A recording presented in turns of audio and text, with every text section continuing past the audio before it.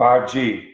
The telephone companies, cable companies, well, the telephone companies all say it's great. It's going to be a lot faster than 4G. That's a very true statement. How fast? Well, I've seen up to 100 times faster. Some report 20, some report 10. If you do the research online, how fast is 5G? How does 5G differ from 4G? You'll see the marketing messages. The scientists, on the other hand, in Scientific America, and I will put that link in this video, the scientists say there's no evidence to support 5G being safe. So that's what this message is about.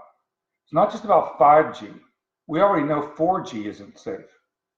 It emits radiation that damages our electrical systems. If you remember from anything that I've written or posted in the past, you already know that we are electrical before we're chemical. And we're intended to be in balance. We have a parasympathetic and a sympathetic nervous system, and we're intended to be in balance. We're not always in balance, of course. If we think we're going to be in an accident, that will trigger our fight or flight response. And if we're in a very calming meditation, that's going to trigger the opposite response. So we're intended to be in balance, and we're thrown off balance a lot. And this isn't just about 5G and 4G from the cell towers that transmit into our Wi-Fi and into our cell phones. But we're influenced by a lot of other radiation, microwave radiation when we go through airports, through the scanners, even hospital diagnostic equipment have emit radiation. In fact, I was looking at what's called an artery, forget about it, CAC test. Okay, I'll remember the technical term shortly, but it's and they advise not to do it very often, even though it's an important test. Because why? Because you get radiation. So even the doctors tell us. So what's the point?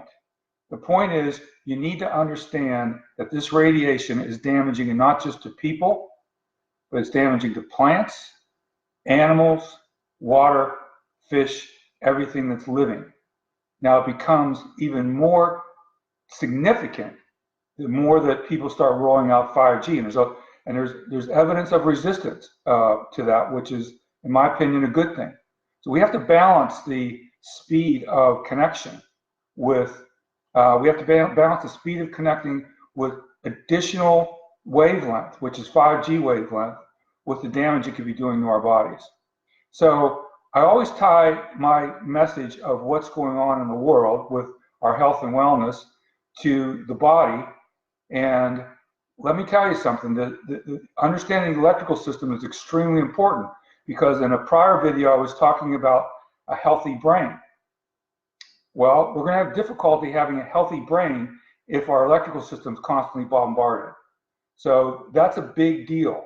And I'm happy to say that I know from the work that I do and the network I belong to, which is I'm an independent BEMER representative, that's a BEMER, okay, that balances our electrical systems. So twice a day, 8 minutes twice a day when I'm on my BEMER, my own personal electrical system is being balanced, and it's being grounded to the Earth's crust. Grounded to the Earth's crust. And that's really important, because nobody that I know, there's probably people in the world still do this, but nobody that I'm aware of walks around on the ground anymore barefoot. When we did, that was a natural grounding process. And so even if we're able to go outside once in a while and walk on the ground, it's still not the same as being able to comfortably lay down and meditate for 8 minutes twice a day and ground your body.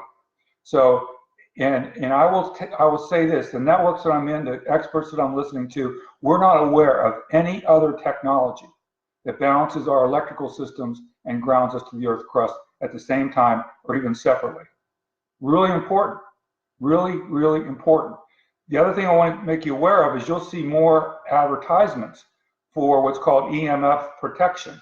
So there could be sleeves on your cell phone, there could be stickers, there could be clothing that's supposed to block us or help us prevent the radiation from cell phones. And I will say this to you, that's fine. I'm not criticizing those products. I'm sure they do most of what they're saying they're going to do.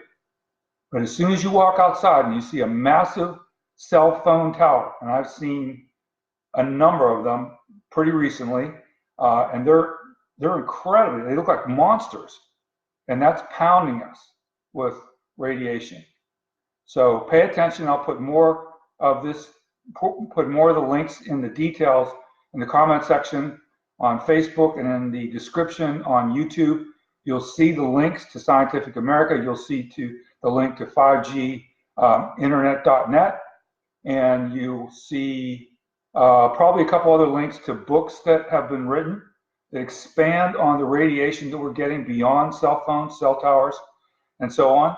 And it's something that we really just need to be aware of.